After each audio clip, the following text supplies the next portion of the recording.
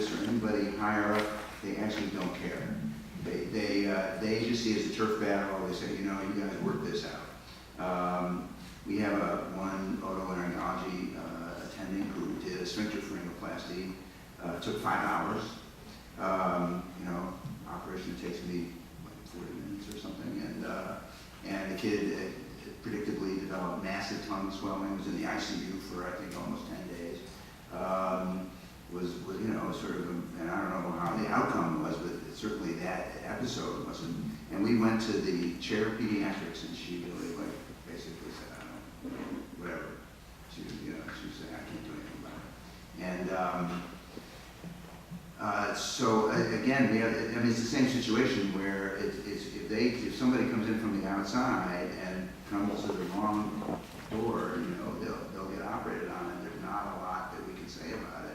On the other hand, we do control most of it because for the same way that almost all our class comes through the craniofacial clinic, and we run the craniofacial clinic, and we do a good job, and we manage it. So we're treating, you know, 99% of the class, but the 1% are the issue. And ultimately, I don't know what to do about the training programs out there that in fact are training people in other specialties to do this. Just go back to the basic core training.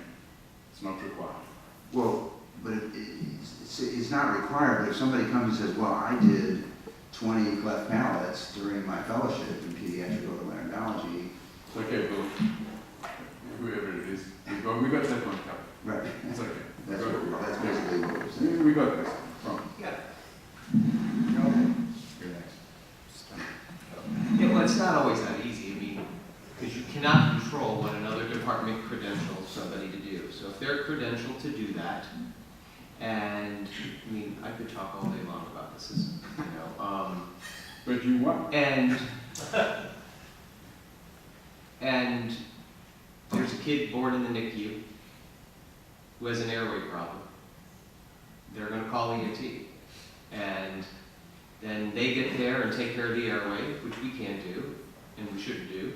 Then they've already owned the patient. Then they'll end up doing the distraction and the cleft palate repair. You cannot stop that. You cannot stop that. So we So, did. I mean, I just want to let you know that we did. We have, because but of the you craniofacial can't always, yeah, so other than what you said, there's really, you can't, you have to get people to cooperate to do that. Yeah. So we need our ENT colleagues. So it's a fine balance. If we don't, then the kids don't get, ear care when they come to your craniofacial center. Who's going to put the tubes in for them? Who's going to do all that if you're shutting the ENTs out and say, oh, you can come and all you can do is hold an otoscope and put ear tubes in. You can't do anything else. I mean, it's not that easy. It's a very complicated problem that we have no control over, except for the argument of education. The core training and the But that helps when they come to you and say, oh, you've got to share, you've got to give us some clefts. You can say, well, if your residents want to, have that experience, they can come and watch with us. Well, Bob, what I tell them is that I've got a great fellowship with them. It's called plastic surgery.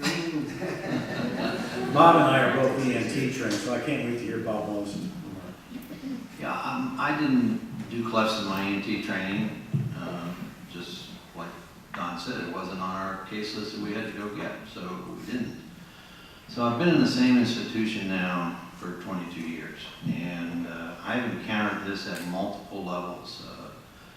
The first significant encounter was an oral surgeon who showed up and said he was a craniofacial surgeon.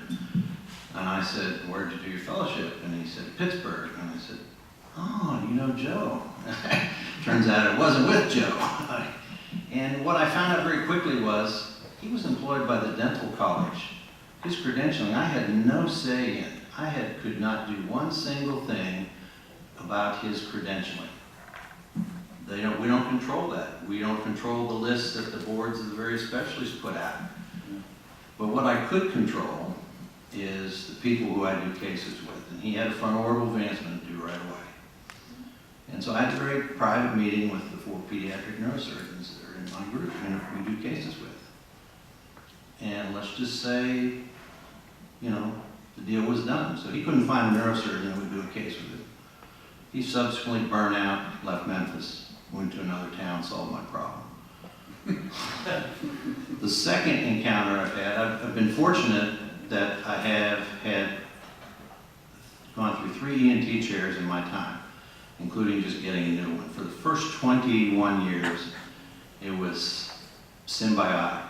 Both of those chairs got it in terms of the things you're saying. Resident education, and we have to remember why now some people are being pushed for this. Our pediatric otolaryngologists work for the hospital practice plan, and they have RVU targets to get. And that's not something anybody has said. That is clearly a motivating issue here, RVU targets. So there were trades made, we made trades, but now I have a new ENT chair, and all of a sudden I have pediatric otolaryngologists doing microtia. I have pediatric otolaryngologist. There was one pediatric otolaryngologist doing clefts. She even had her own cleft team separate from ours. So I solved that by having the hospital disband hers. I said, do you want the real thing or do you want a makeup thing? And our team is registered with the Cleft Lip and Palate Association. Our team is on the CAPS kids. And that is the second thing I would recommend to anybody. You have your consultants that you work with who need to be educated, because my neurosurgeons did not understand the difference between this guy and me. The second thing is the hospital CEOs don't understand that difference either. And the third person is my deans have been different than what you've described. I have this issue right now with microsurgery. This new ENT chair I have, for the longest time, we did 90% of the head and neck microsurgery. Now we do 10%. He hired 2 people right away and he wants to do all of them himself. It's all about our views. But, as it's same with clefts and microsurgery, there's nothing on the ENT requirement for free flaps for residents. So I actually have a meeting next week with the ENT chair and the dean, and it's exactly the argument I'm going to use. We have a requirement for head and neck free flaps in our training. All of a sudden we're not getting them. And I think those are the 3 things. I don't think it's ever,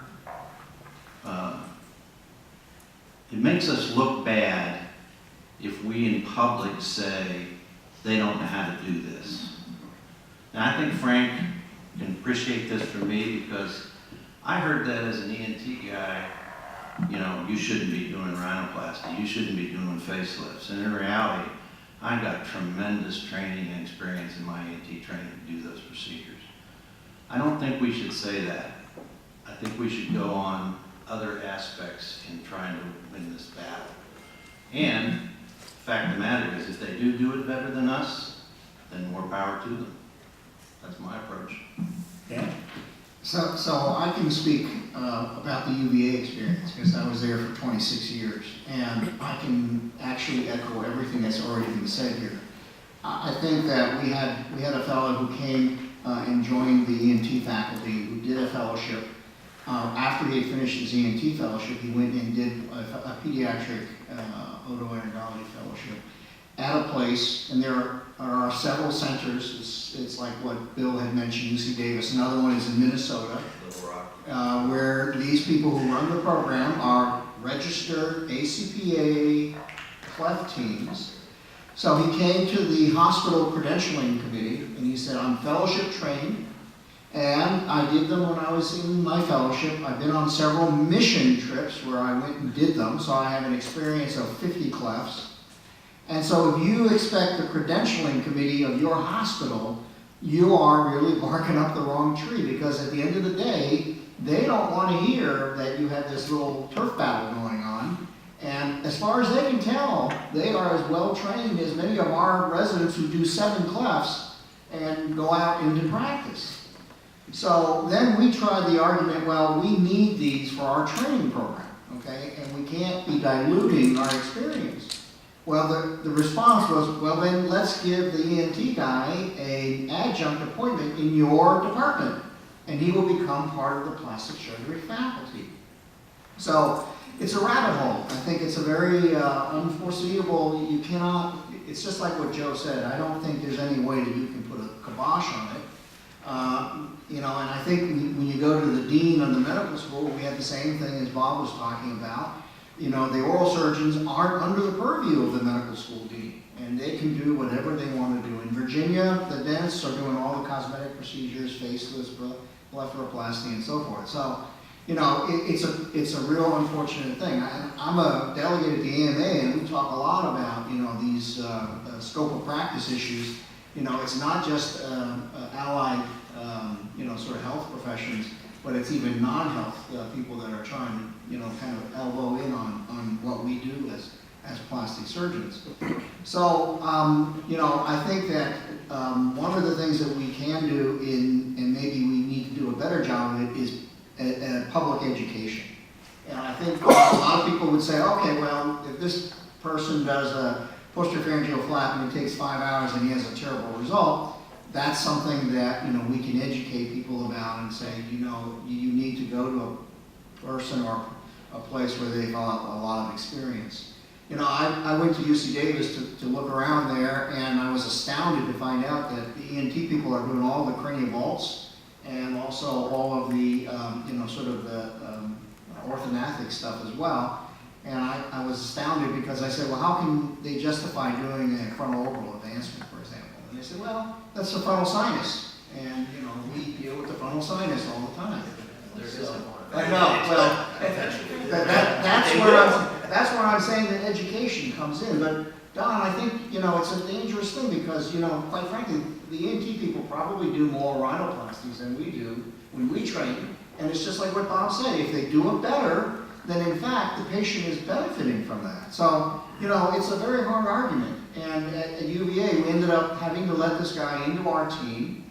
And, you know, he just became part of the, you know, the sort of the cycle or the, you know, the number of, the way we actually do it, 1, 2, 3, 1, 2, 3. I mean, it was So just the difference between rhinoplasty and clefts is 1 out of 500, 1 out of 800 kids are born with a cleft. Rhinoplasty, to get that market, is a marketing issue.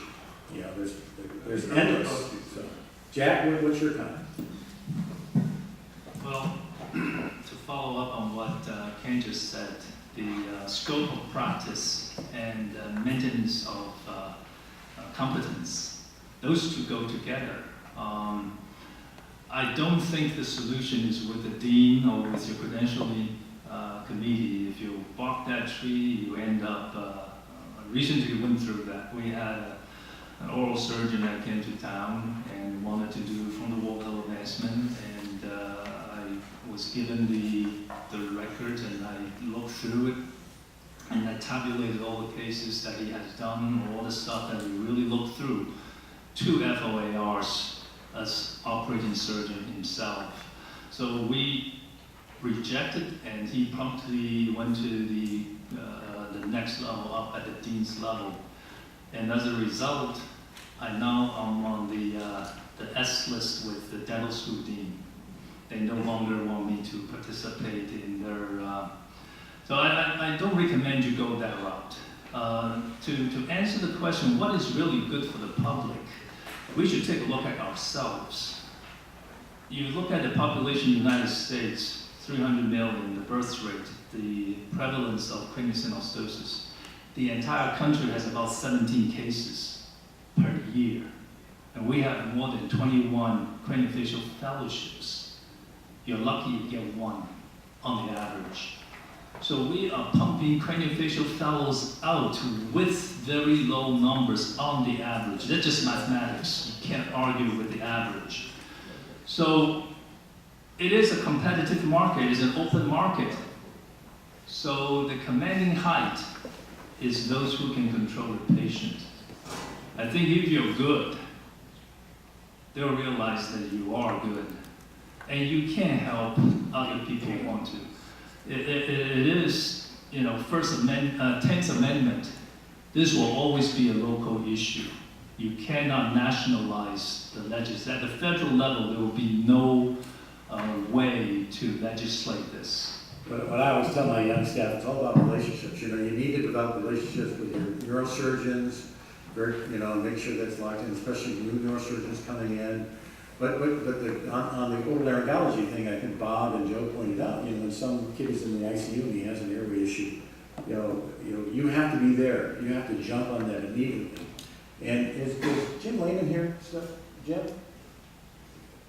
He's at the ball game. Yeah, Jim, I learned something immensely before we get to Amir. Jim, tell the panel how you handled an oral surgeon wanting to do clefts in Akron at one time. Let me come down where I can hear.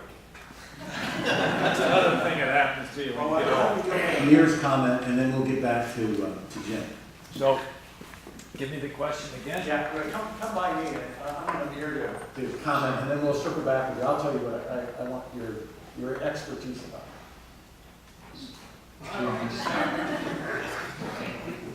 Go ahead.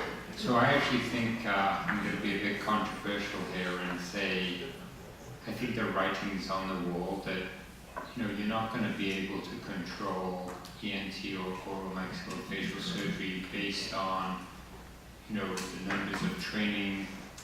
What's going to happen. It happened when head and neck cancer was done by general surgeons and plastic surgeons at Memorial, and over time you train, the ENTs started to observe those procedures, and then they developed their own training programs, and they developed enough numbers. So for us to learn, you have to look at the past. Historically, what's going to happen is that they're going to essentially start these training programs.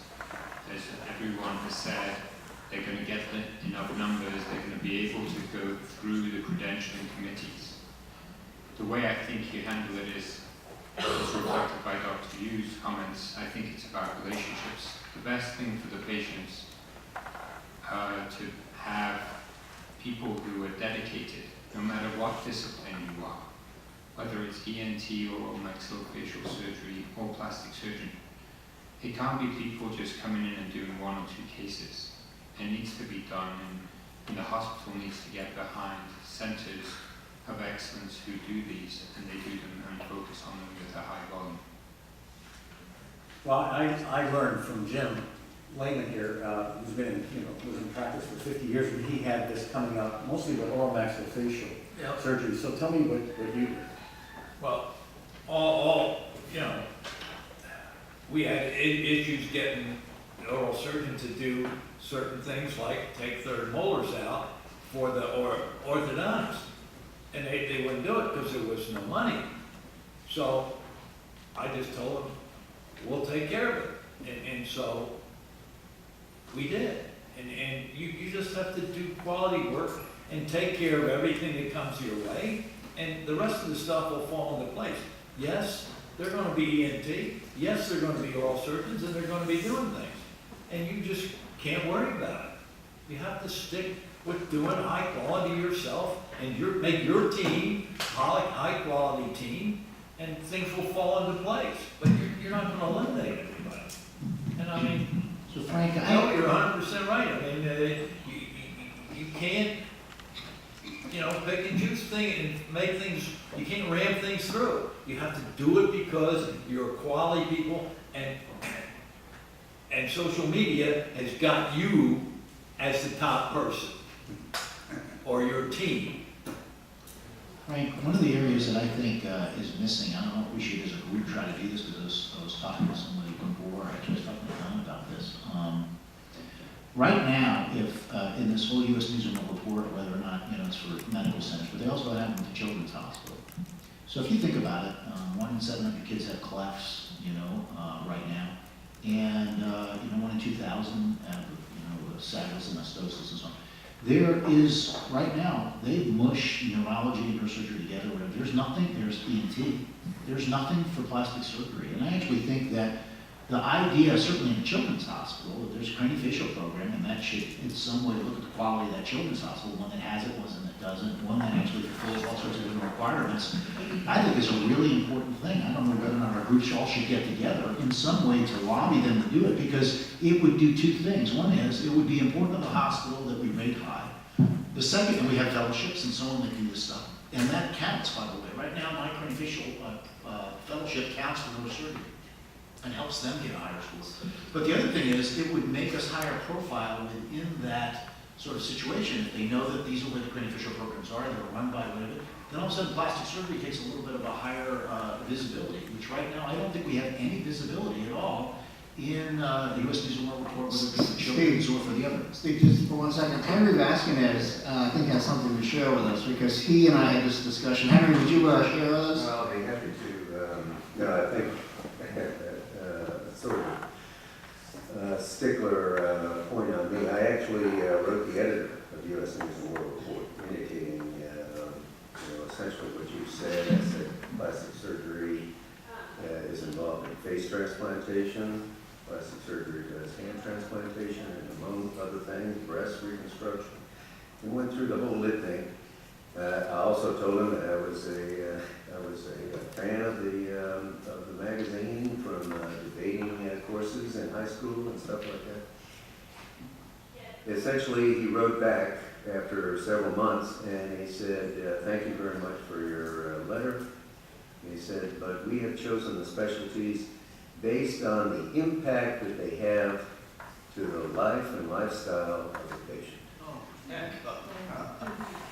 Now, like you said, if we had this 50 at least, medical centers, plastic surgery training programs would be benefited because they cite the top 50. So I think we should continue to, lobby and try to get this as a part of education. An individual more, but I will tell you that, for instance, if you looked, and I can laugh at it a little bit, but like recently I was telling Frank that, Michigan's up to 5th for the medical center. Part of that was a lobbying effort they made, just to let you know, not that they should be 5th, but what